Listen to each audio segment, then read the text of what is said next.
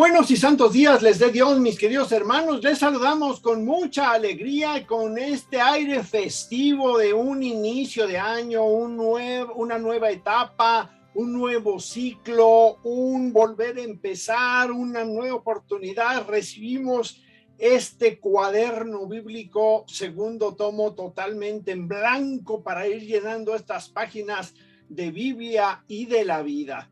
Les compartimos a través de Radio Guadalupana la alegría del Evangelio. Y para empezar bien el año, lo hacemos celebrando a la Virgen María. Y fíjese usted, lo vamos a celebrar, o la celebra la Iglesia, como Madre de Dios. Oiga usted, qué manera de empezar este nuevo ciclo de vida.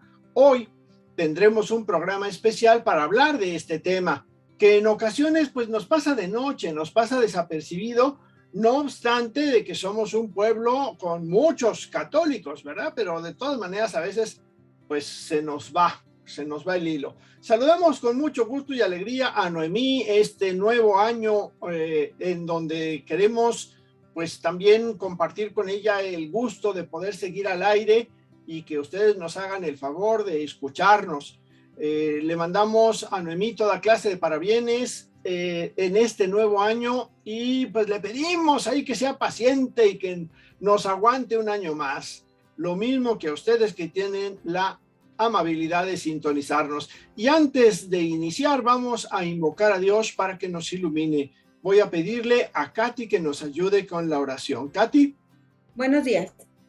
Oh Santa Reina, ya que el Señor te ha elevado a tan alta dignidad y que para Él no hay imposibles, te suplicamos que intercedas por nosotros para que nos haga partícipes de la plenitud de gracias que has merecido.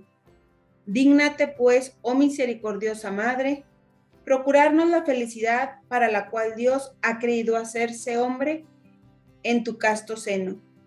Acoge favorablemente nuestras súplicas, y si tú misma ruegas a tu divino Hijo, no hay duda que te escuchará y nos salvaremos si tal es tu voluntad. Amén. Amén.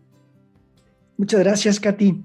Bueno, quiero iniciar este tema, mis queridos hermanos, lo que hace poco comentaba por ahí un buen amigo con respecto al hermoso o interesante tema que hoy celebramos, hoy 1 de enero, la solemnidad de María, Madre de Dios. Decía que le da tristeza que algunos de nuestros hermanos reniegan, repelan, o como quieran decirle, ¿no? Porque vienen diciendo que no entienden por qué tiene que ser misa de precepto u obligatoria si no cae en domingo. Y aunque esté dedicada a la Virgen María, eso dicen y argumentan otras cosas. Pero bueno, en realidad es triste que no se comprenda que precisamente es de precepto por ser en honor a María, la Madre de Dios, nuestro Señor Jesucristo. Quizás estos católicos, muchos católicos probablemente, por no decir que seguramente no les ha caído el 20 todavía en dos aspectos. Uno, que las misas no son obligatorias, primero que nada. Se les llama así para darle una solemnidad necesaria para recordarlo de que hay que ir, de que se trata de celebraciones muy importantes, en lo que lo ideal sea que todos los fieles asistamos a misa. No hay misas más importantes que otras, porque en todas se celebra el sacrificio de Cristo, y Cristo es el mismo de siempre y el mismo siempre. Se trata más bien de resaltar la figura de quien estamos celebrando. En nuestra iglesia, las celebraciones están estructuradas más o menos así. Sí, no vamos a entrar mucho en detalle, ¿no? Pero más o menos. Empiezan las solemnidades, las fiestas, las solemnidades, las fiestas, las memorias obligatorias, las memorias libres, las ferias. De hecho, lo ideal es que podamos asistir a las 365 misas del año. Aunque dadas las circunstancias de nuestra vida moderna, bueno, pues lo menos que podemos asistir es a una misa cada domingo, 52 misas, hay quien dice que 53, depende si es año bisiesto, esas cosas, pero más de 50, usted ya va al año si va cada domingo. Y si no se puede, mire, pues ya las principales solemnidades, a las fiestas principales, que en nuestro país alcanzan a ser una docena. No las vamos a mencionar todas porque no tiene caso y no va por ahí el tema, ¿no? Pero he de remarcar que las misas, en realidad, no deben de ser para nosotros, entre comillas, le puedo decir, obligatorias, porque ya lo hemos comentado aquí en este programa, realmente son citas de amor. Eso es lo que son. El amor te está llamando y te invita a una cita con él. Y a una cita de amor, oiga, pues ¿a quién se le lleva fuerzas? Es como si hubiera que dar besos obligatorios, ¿no? o si se tuviera que enamorar por obligación una vez en la vida con determinada persona, dígame, no, eso no se vale. Quien no ha comprendido esto, pues es natural que encuentra pretextos para no ir o encuentra rebeldía para no ir y decir, es que aunque sea obligatoria, yo no voy. O quizás asiste, pero en calidad de bulto. Lo llevan así como de manita de puerco. Quizás hay quien piense que el padre es quien celebra la misa y uno nomás va a estar de espectador ahí. O como loro amaestrado que nomás está contestando lo que se sabe de memoria, parándose, sentándose, hincándose, y cuando está en la campanita me hinco y cuando... No, es que no sabemos por qué se está haciendo o diciendo cada cosa, y la realidad es que no solo el sacerdote celebra la misa, nosotros la celebramos también junto con él, porque es una asamblea. El sacerdote preside, pero los laicos, el pueblo, estamos celebrando la misa. Entonces, bueno, para este pequeño breviario cultural ya fue suficiente, así que vamos entrándole al tema. Vamos entrándole al tema, bien dices, Luis, gracias por este breviario cultural que nos has hecho, porque la verdad, a veces nos perdemos con eso de la obligatoriedad, ¿verdad? Como que a fuerzas ni los zapatos entran, pero bueno, hoy pues ya lo dijimos, 1 de enero, estamos celebrando la solemnidad de María como Madre de Dios. La primera fiesta mariana, y es una fiesta muy antigua. Su celebración comenzó por allá en la ciudad de Roma hacia el siglo VI después de Cristo y probablemente junto con la dedicación del templo Santa María Antigua, ahí también en la ciudad de Roma, una de las primeras iglesias marianas de esa ciudad. Pero la antigüedad de celebrar a María viene de mediados del siglo II, lo que se constata en las pinturas conocidas con el nombre de Teotocos, esto es Madre de Dios.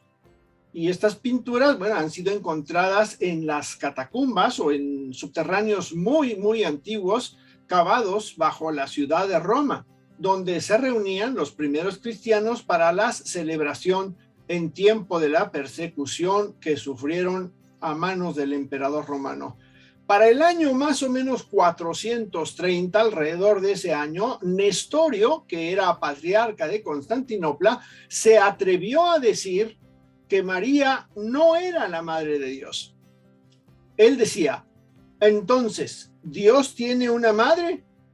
Pues entonces no condenemos a la mitología griega ni a la romana, que le atribuye una madre a los dioses. Ante esta situación se convocó a cerca de 200 obispos del mundo en Éfeso. Y estos obispos declararon finalmente, la Virgen María sí es Madre de Dios porque su Hijo, Cristo, es Dios. Así quedó de claro. Ok. Sí, Katy. Sí, y algo que tal vez tampoco conozcan o conozcamos más bien, ¿verdad? Es que estos obispos que nos platicas, Jorge, acompañados por, no solo ellos, están acompañados por todo un gentío de la ciudad, iban con antorchas encendidas y hicieron una gran procesión e iban cantando, Santa María, Madre de Dios, ruega por nosotros pecadores, ahora y en la hora de nuestra muerte. Amén. Y ahora pues ya podemos saber de dónde salió la parte final del Ave María.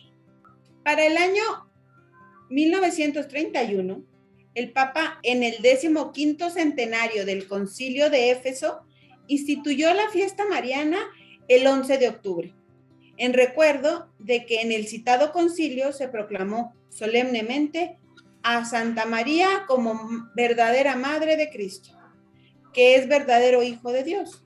Y en la última reforma del calendario, luego del Concilio Vaticano II, se trasladó la fiesta al 1 de enero con la máxima categoría litúrgica, esto es, de solemnidad, y con el título de Santa María, Madre de Dios. Fíjense que cuando el maligno está intentando negar la maternidad de María y continúa hasta las fechas, pues siempre van a estar negando y como cuestionando esta parte, estos comentarios tienen la intención de despertar nuestra conciencia para estar siempre alertas, y por eso frecuentemente los invitamos a leer y estudiar las Sagradas Escrituras. Pues como dice San Agustín, en el Nuevo Testamento está latente en el Antiguo, y en el Antiguo se hace patente en el Nuevo. Pues la verdad es que sí hay que estar siempre vigilantes, como nos recomienda el Señor. Él nos hace mucha insistencia en esto, estar alertas, vigilantes constantemente. Pero vamos a ver, si te preguntaran, o alguno de ustedes le preguntaran, ¿quién es María? ¿Qué contestaría? A usted, Radio Escucha, que nos está oyendo, si usted le preguntan, ¿quién es María? ¿Qué contestarían ustedes? A ver, ¿quién contesta? Esa pregunta no ha dejado de ser interesante, estarlo buscando ahí siempre, ¿no? Todos los antecedentes que hay, Jorge. Es una pregunta muy interesante, de veras. La ascendencia, el nacimiento de la infancia de María, porque se le llama Madre de Dios. Ella es reconocida como como madre. Nuestra gran intercesora es ella, y es, pues, como ella está en todas nuestras oraciones y está siempre también orando, intercediendo por nosotros. Conocemos más a María porque sentimos su amorosa presencia que por antecedentes escritos sobre su vida. Quizás alguien podría decir que con eso basta. Bueno, no deja de tener razón. Hemos oído testimonios de personas muy desprovistos de recursos de lectura y casi sin preparación, hablar con tanta propiedad de nuestra Madre, la Virgen María, que pareciera en realidad que esas personas han realizado un profundo estudio sobre ella. Y a modo de ejemplo, uno de sus hijos allá en México, en un sábado de 1531, a principios de diciembre, se llamaba Juan Diego. Usted ya está más o menos relacionado con eso, ya lo conoce.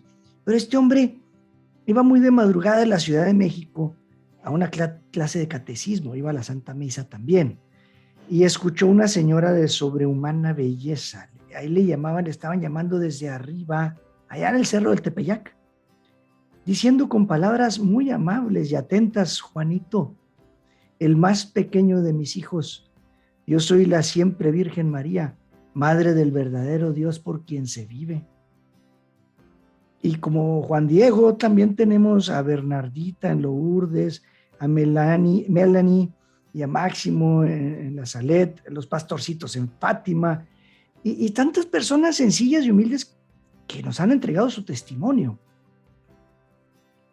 Realmente lo poco que podemos saber de María en la infancia es que sus padres se llamaban Joaquín y Ana, y eso por el protoevangelio de Santiago, y del lugar de nacimiento no se sabe exactamente cuál es, pues se mencionan sitios distintos como Nazaret, Belén, Séforis y Jerusalén. María nació, según se dice, unos 15 o 20 años antes del nacimiento de Cristo.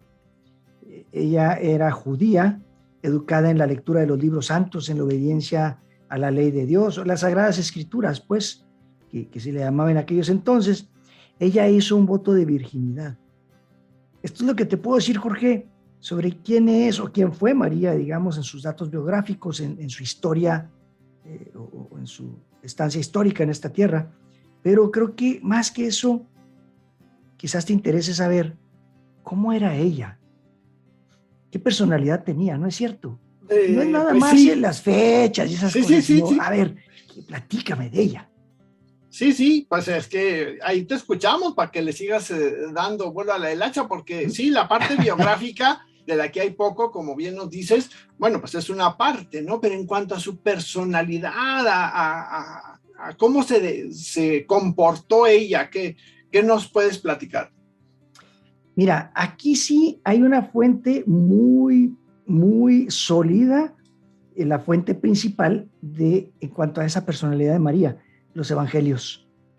De ahí se desprende que María era una mujer humilde, era pura, muy decidida, era una mujer determinada, valiente para enfrentar la vida. Lo muestra, por ejemplo, con su viaje a ir a visitar a Isabel. No era una mujer que se quedaba, ay, calladita y tranquilita. No. Sí, era silenciosa, sí, pero iba, se movía, servía. Era capaz de callar cuando no entendía, era capaz de reflexionar y de meditar y de llevar dentro de su corazón muchas cosas. Se preocupaba por los demás, era servicial, era caritativa, fue a ayudar a su prima. Tenía una fortaleza moral extraordinaria, era franca, era sincera, era leal, fiel, y es como mujer un modelo para las mujeres. Y esto, bueno, pues es lo que muchos autores opinan. Discúlpenme, pero yo me atrevo a pensar que en la cuestión mística, espiritual, moral, también es ejemplo para muchos de nosotros varones. En cuanto a su fidelidad, en cuanto a hacer lo que a Dios le agrada. No, hombre, no acabaría aquí con eso. Entonces, realmente, pues, ¿qué tanto da o qué diferencia hace en qué fecha nació o en qué ciudad nació la Virgen María? Lo importante es reconocer que Dios la seleccionó a ella y la eligió a ser quien fue desde siempre, y que le permitió Dios decidir, y ella decidió que sí. Ahí está el fiat de María, el hágase su voluntad, hágase tu voluntad, hágase como has dicho. Lo vemos en el Catecismo de la Iglesia Católica, en el numeral 489, en el que se nos enseña que a lo largo de toda la antigua alianza, la misión de María fue preparada por la misión de algunas santas mujeres. Por algunos ejemplos, sí. Por ejemplo, Eva. Chihuahua, pues sí, Eva. Vamos, no se me acelere. Vamos a darle una revisadita. A pesar de la desobediencia que tuvo Eva, recibe la promesa de una descendencia que será vencedora del maligno. Ahí en el protoevangelio, el Génesis 3:15, dice Dios: pongo enemistad entre ti y la mujer, le dice a la víbora. La mujer te herirá la cabeza cuando tú hieras su talón, y ha de ser madre de todos los vivientes. En Génesis 3:20 dice: el hombre llamó a su mujer Eva por ser la madre de todos los que viven. Entonces, ahí está pues esa promesa hecha a Eva, y por esa promesa que se le hace a Eva, Sara, años después, Sara concibe un hijo, a pesar de que era una mujer ya anciana. Y añade: para cuando yo vuelva a verte en un año, le dice el Señor a Abraham, para cuando vuelva a verte en un año, Sara habrá tenido un hijo. Y luego, unos versículos después, dice: como lo había prometido el Señor se ocupó de Sara, el Señor realizó con Sara lo que había anunciado. Sara concibió y dio un hijo al viejo Abraham en la fecha que le había anunciado Dios. Contra toda expectativa humana, Dios escoge lo que era tenido por impotente, por débil, dice Pablo, y lo dice por el contrario. Dios ha elegido los locos del mundo para humillar a los sabios. Dios ha elegido a los débiles del mundo para humillar a los fuertes. Mira, está Débora, Ruth, Judith, Esther, muchas otras mujeres que aparecen a lo largo de la historia de la salvación. Y como dice el Papa Pablo VI, en Lumen Gentium 55, dice: María sobresale entre los humildes y los pobres del Señor, que esperan de Él con confianza la salvación y la acogen. Finalmente, con ella, excelsa hija de Sión, después de la larga espera de la promesa, se cumple el plazo y se inaugura el nuevo plan de salvación. Hasta este momento, mis queridos amigos oyentes, radioescuchas, hemos visto que desde el principio, pues, María fue seleccionada, y también como su prefiguración aparecen varias citas en el Antiguo Testamento. Por ejemplo, en Isaías 7:14, dice: por eso el Señor mismo les dará una señal. Miren, la joven está embarazada y dará a luz un hijo. Y lo dije así entrecortadito para ver si entiende bien, pero lo voy a volver a leer. Miren, la joven está embarazada y dará a luz un hijo y le pondrá por nombre Emmanuel. Y créame, en otras traducciones dice, la virgen está embarazada. No dice la joven, la virgen está embarazada. En Miqueas 5:1-2 dice, en cuanto a ti, Belén Efratá, la menor de los clanes de Judá, de ti sacaré al que ha de ser el gobernador de Israel, sus orígenes antiguos desde tiempos remotos. Por eso él los abandonará hasta el momento en que la parturienta dé a luz y el resto de sus hermanos vuelva con los hijos de Israel. Ya se anuncia pues también la llegada de Jesús a Belén, que Belén significa el pan la casa del pan. Pero bueno, ahí está María un poquito sobre ella. Qué interesante todo esto que nos compartes, Luis.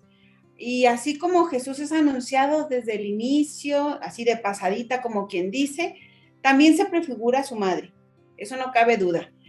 Esto era un plan de Dios desde el inicio de los tiempos, desde la creación para nosotros. Esto que nos ofrece el Antiguo Testamento se corrobora en el Nuevo. También de la misma forma como Cristo nos vino a partir la historia en dos. Y podemos preguntarnos, ¿qué encontraremos de María en el Nuevo Testamento? Pero algo que nos debe de quedar muy claro, para empezar, es que el Nuevo Testamento es donde se cumplen las profecías de la Antigua Alianza o del Antiguo Testamento. Y el tema importante que nos ocupa el día de hoy es la maternidad divina de María. Y luego, amigos, recuerden lo que el Nuevo Testamento dice sobre María. Ocupa solo unos pocos versículos, se enfocan en ellos diversos pasajes de los evangelios y se hace referencia a ella una vez en los Hechos de los Apóstoles. En las Escrituras, María aparece en cada etapa de la vida de su hijo, en su concepción y nacimiento, su niñez, al inicio de su ministerio, al pie de la cruz, y después de su resurrección y ascensión. Sin embargo, en la mayoría de estos casos, solamente se presenta la presencia de María sin decirse mucho sobre ella. O sea, básicamente repasamos qué es lo que podemos aprender de las Escrituras. Bueno, pues ahí lo que podemos aprender de las Escrituras, lo primero es la anunciación, ¿no? Es lo primero que se nos narra, cómo lo recordamos y lo reflexionamos en el Santo Rosario. Recordemos que el ángel anunció a María que tendría un hijo y que la cubriría el poder del Espíritu Santo, según el Evangelio de San Lucas. Luego, inmediatamente viene la visitación a su prima Santa Isabel durante el embarazo, ¿verdad? También, y estuvo con ella casi 6 meses, y es un segundo misterio del Rosario. Viene a continuación el tercero, que es la Natividad, es otro relato de María, donde aparece, y esta fiesta, bueno, la acabamos de celebrar hace 8 días, en la que María da a luz en Belén a Jesús, el Cristo, el Mesías, el ungido de Dios. Y estuvo también con él cuando llegan los magos a hacer la adoración, según el Evangelio de Mateo, y también cuando estuvieron los pastores, como nos narra San Lucas, que le rindieron homenaje. Luego, bajo la amenaza de Herodes, también salen huyendo, se fuga con José y el niño hacia Egipto, según nos dice el Evangelio de Mateo, y regresa después a Nazaret, donde vive los años de crecimiento y toda la vida oculta de Jesús. Fueron nada más y nada menos que en 30 años. Según nos narran también Mateo y Lucas. Fíjate qué curioso, estos dos evangelios son los que hablan de la niñez de Jesús, Mateo y Lucas. El cuarto misterio es la presentación del niño Jesús en el templo, narrado por el Evangelio de San Lucas, y cuando él tenía 12 años, que es el niño perdido y hallado en el templo, también nos refiere San Lucas, que es el que está en el templo hallado por sus padres, y conversando con los estudiosos de aquel tiempo. Sí, también nos aparece dentro del rosario otro pasaje narrado por San Juan, ahí como medio de refilón en las bodas de Caná, que es de los misterios luminosos, y donde está Jesús también, y ahí está su madre y sus discípulos. Y luego también estuvo en Nazaret cuando fue rechazado por el pueblo, según nos narran Mateo y Marcos. Ella también está al pie de la cruz y lo ve morir en la cruz, según nos narra Juan en el capítulo 19, y estuvo también reunida con los apóstoles en Jerusalén esperando Pentecostés y el envío del Espíritu Santo, según se narra en el libro de los Hechos de los Apóstoles. Y podemos encontrar también algunas menciones indirectas de la Virgen María en el Nuevo Testamento. Una mujer anónima le grita a Jesús: bendito el seno que te llevó. Recuerde usted este pasaje en el Evangelio de San Lucas, y bueno, pues el seno que lo llevó fue precisamente el de la Virgen María. San Pablo la menciona, aunque no por su nombre, en la carta a los Gálatas, en el capítulo 4, y aparentemente también puede ser ella la mujer descrita en el libro del Apocalipsis, en el capítulo 11 y en el capítulo 12 de este libro del Apocalipsis. Así que vemos algunos pasajes directos, otros indirectos, pero esto es más o menos lo que la Biblia nos dice sobre la Virgen María. Vamos a un pequeño corte y regresamos en un momento para continuar con este tema apasionante y bello, tan bello como la misma Virgen María. Volvemos. Bueno, pues volvemos y seguimos aquí con nuestro tema, continuamos con este tema, con este panorama que ya nos hicieron Jorge sobre María en el Nuevo Testamento, y hay algo que me gustaría comentar. Voy a hacer referencia a un escritor, Scott Hahn, que en su libro Dios te salve, Reina y Madre, se pregunta: ¿cómo pudo la Virgen, siendo tan pocas las menciones sobre ella, inspirar algunas de las primeras liturgias y oraciones de la Iglesia, además de algunos de los dogmas más controversiales? Y él mismo nos da la respuesta en ese libro que está hermoso. Cuando la Escritura habla sobre la Virgen María, enseña mucho más de lo que observamos en nuestras primeras impresiones. Porque indagamos en la Biblia, encontramos las semillitas no solo de devociones católicas como el rosario, sino también los dogmas y doctrinas cerca de su Inmaculada Concepción, la Asunción y coronación como Reina del Cielo. Y para esto nos dice que para apreciar bien la conexión de María en las Escrituras y la de María en la doctrina y devoción, necesitamos aprender a leer las Escrituras con el sentido con que se escribieron. Y se nos pone como un ejemplo el Evangelio de Mateo, que dice: de la que nació Jesús. La primera aparición de María en el Nuevo Testamento está en el primer capítulo, al final de la larga genealogía con que comienza el Evangelio de San Mateo. Ella es presentada así: María, de la que nació Jesús, llamado Cristo. Esto dice en Mateo 1:16.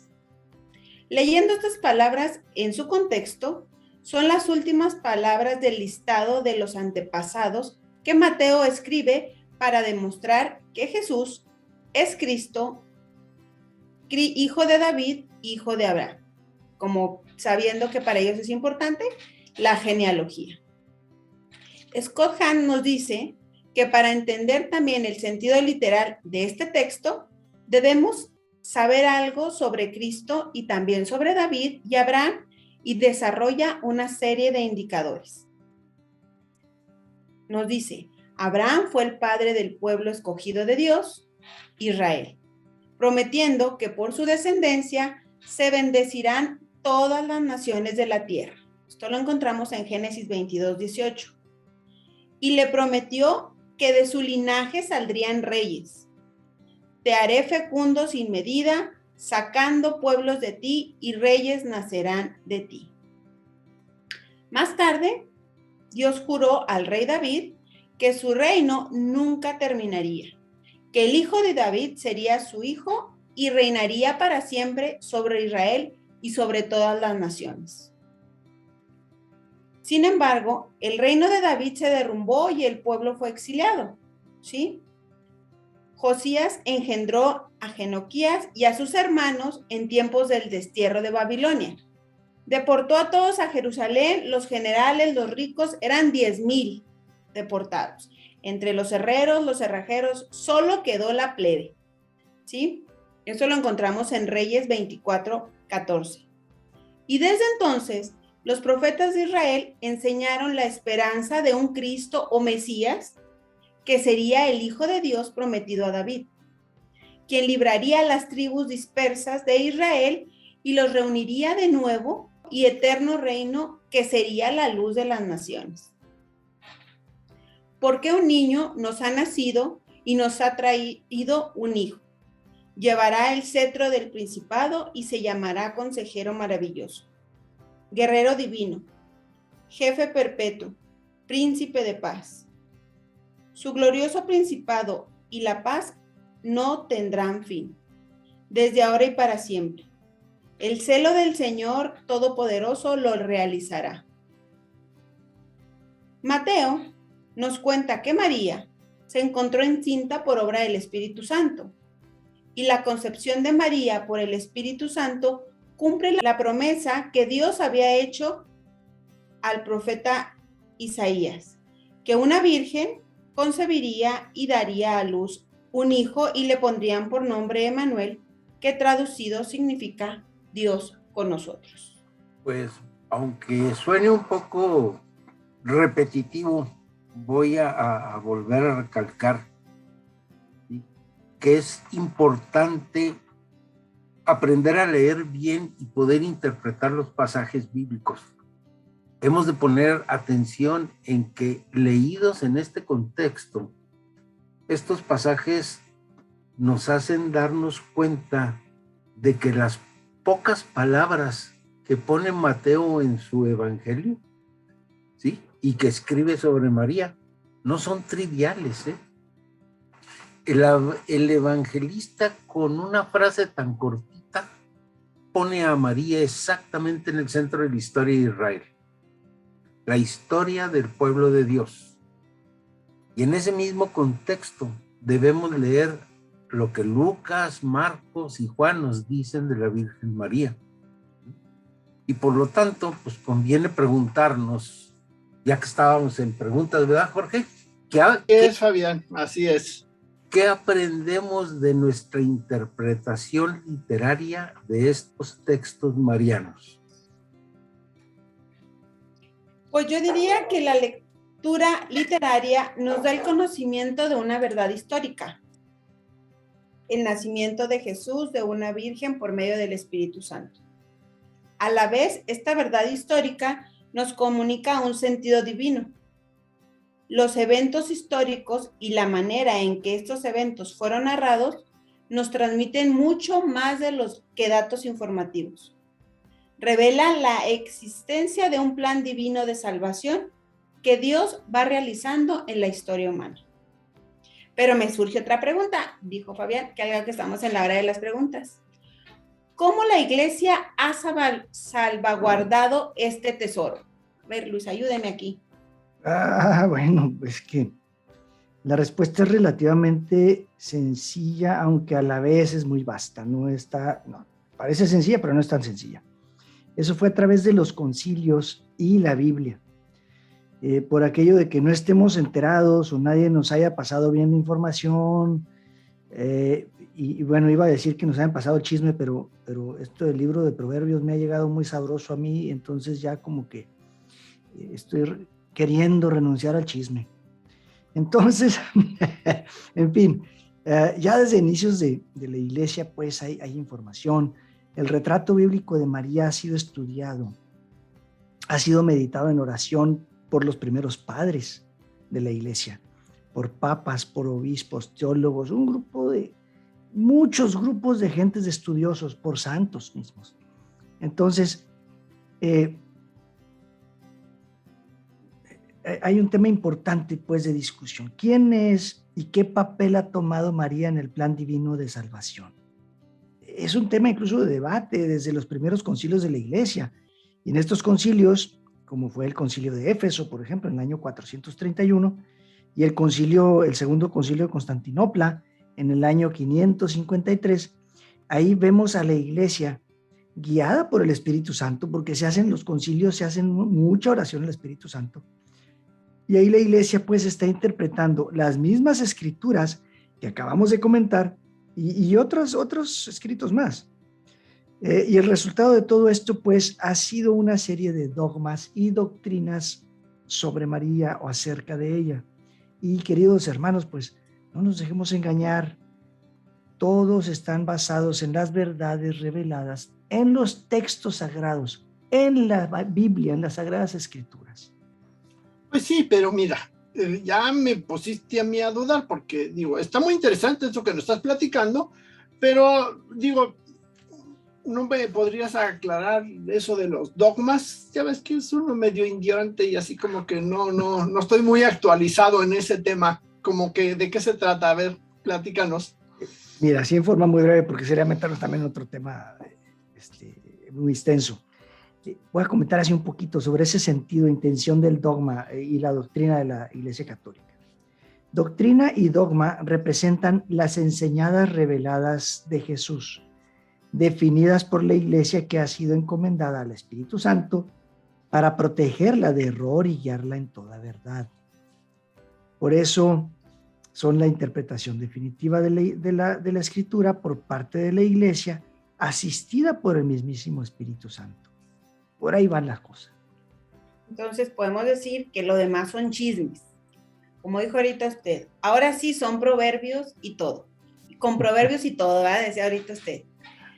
Esto es, entonces, si alguien viene y me dice cosas malas, diría la canción, ¿verdad? Pero no, cosas malas de la Iglesia y no están asentadas en un dogma o en algún documento del magisterio, lo puedo mandar a volar con toda confianza, ¿verdad? Así. ¿Voy bien o me regreso, Luis? Bueno, vas bien, Katy. Lo que pasa, bueno, eso de que mandar a volar, hay que ver las formas. Pero bueno, en realidad es que lo que puede llegar a pasar es que si no conocemos bien esos documentos o dogmas, entonces se corre el riesgo de que te empiecen a dar gato por liebre o te hagan bola por ahí. Y ya ven lo que dicen los refranes populares: de lejanas regiones, mentiras a montones. Hay que estar muy listos con eso. Bueno, ya. Ok, entonces ya no los voy a mandar. Bueno, los voy a mandar a volar, pero con cariño. Bueno, cambiando de tema. Bueno, siguiendo en el mismo camino, pero el otro día yo oí que Fabián se sabe muy bien lo de los dogmas marianos o sobre la Virgen María, y que son 14. Jaja, no te creas. Sí, creo que son 14 más. No te creas, son 4. A ver, Fabián, ayúdame con esto, por favor. Hazme una breve síntesis de cada uno de los dogmas. Tú que sabes todo. Y lo que no lo invento. Exacto. Bueno, vamos a empezar. El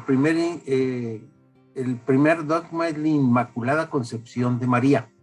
Anótelos usted en su cuaderno bíblico para que no se le vayan a olvidar. Anótelos en el cuaderno bíblico. A ver, déjame anotar yo el mío.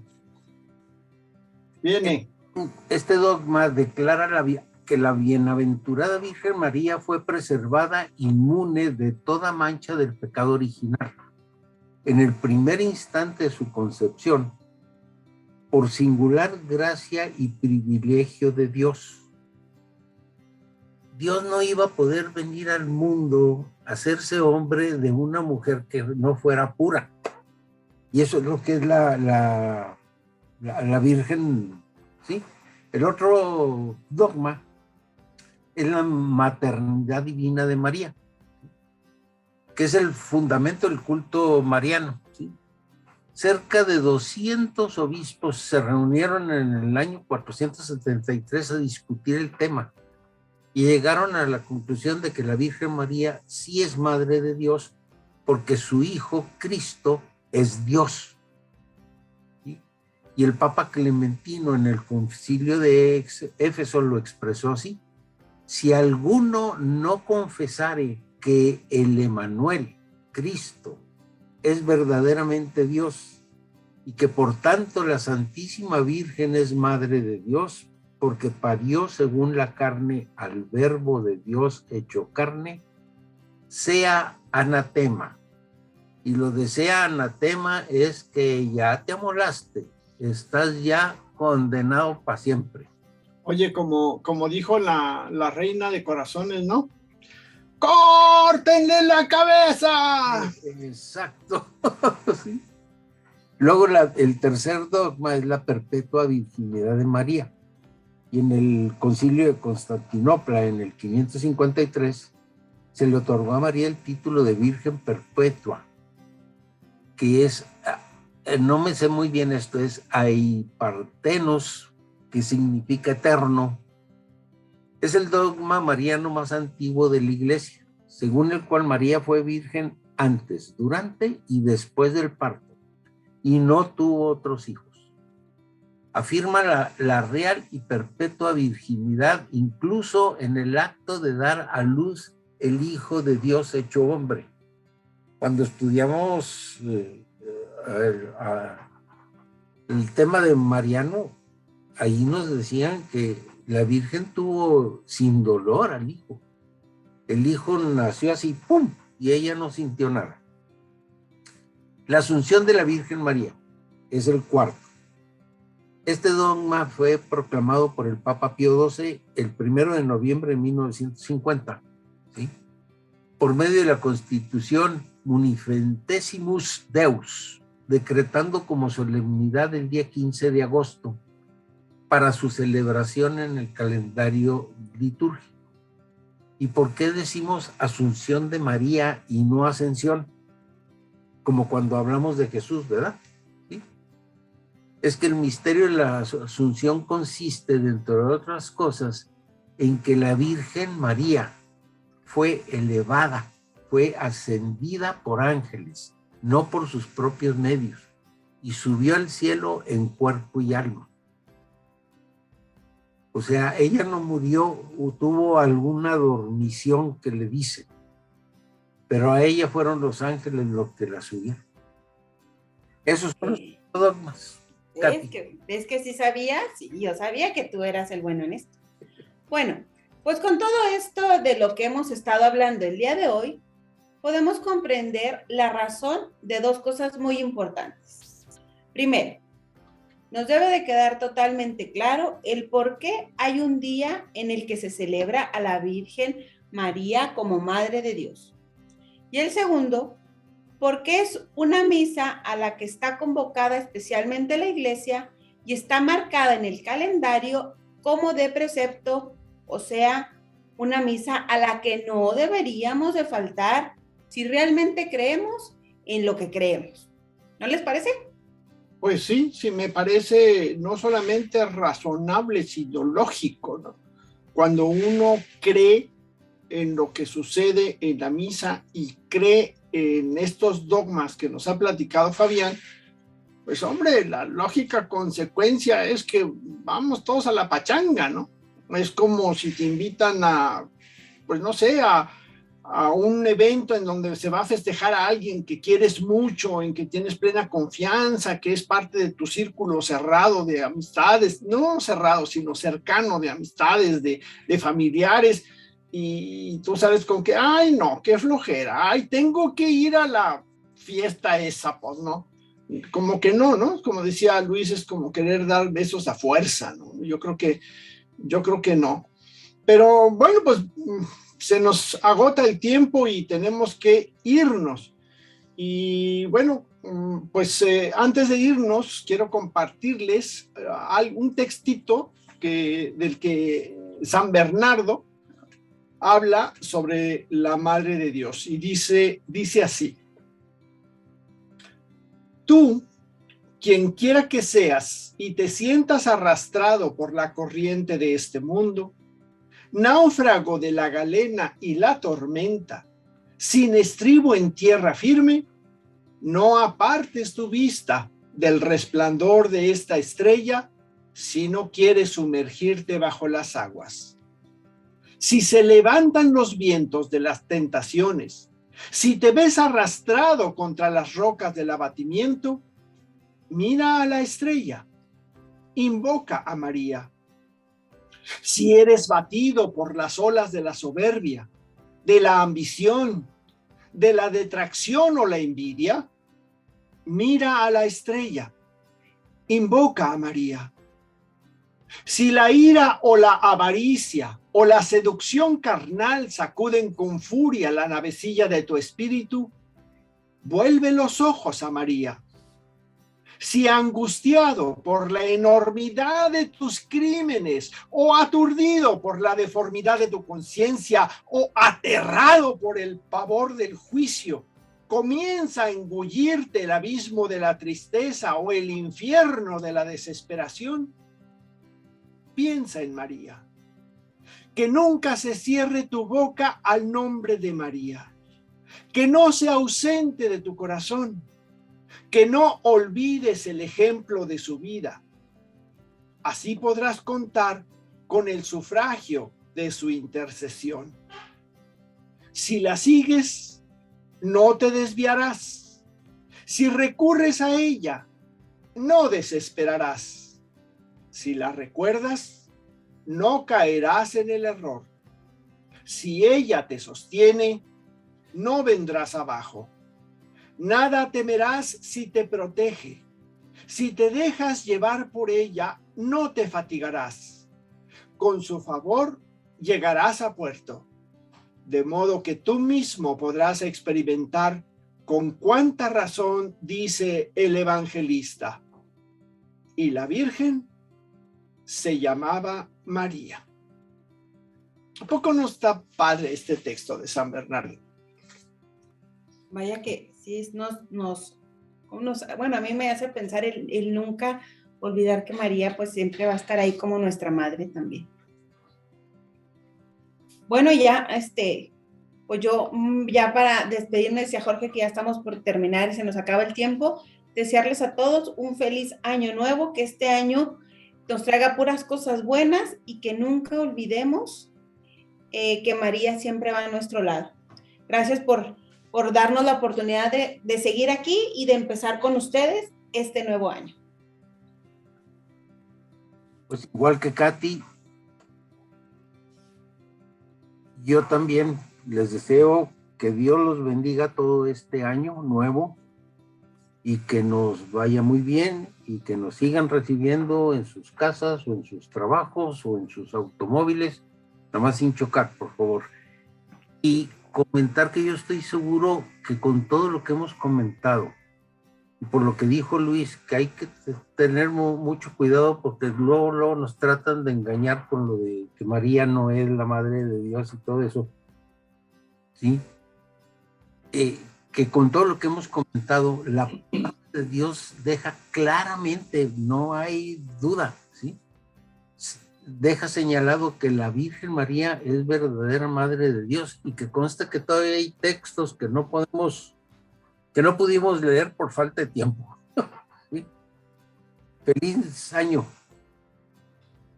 Gracias, Fabián. Bueno, pues yo también quisiera, si me permiten, desear primeramente feliz año, agradecerles que nos han escuchado y tenido paciencia todo este año pasado y pido a Dios que podamos seguir sirviendo a Él y a ustedes en este su programa Palabra y Vida durante este año 2022.